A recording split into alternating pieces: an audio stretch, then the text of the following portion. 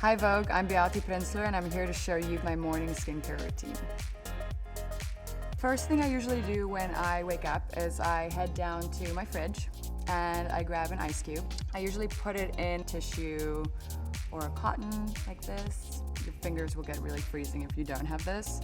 Dripping everywhere, it feels good. The ice really wakes me up and it's all natural.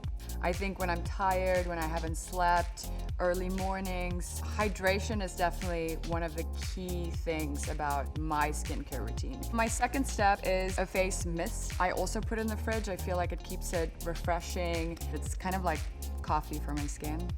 Third step I do.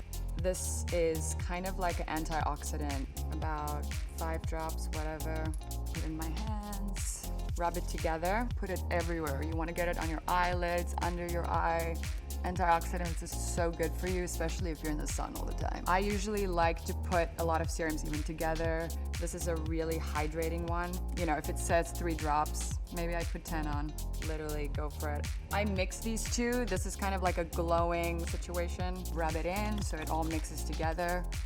And I like that this one really hydrates and the other one gives me a little bit of a glow. So if I don't have any makeup on, you look really radiant. The next thing I do, if I feel my lips feel dry, I would use these lip masks and they're so fun.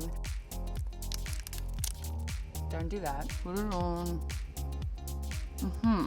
I love an eye cream. Right after you put hydrating serum on, you should put your eye cream on. The skin on your eyes are so different than the rest of your face that if you have too many layers of other products on it, it doesn't actually sink in. Sunblock, sunblock, sunblock. My mom used to be crazy about sunblock to the point as a kid I would get so annoyed, so over it, and now I thank her. It's a really, really important step, especially if you live in a place like LA.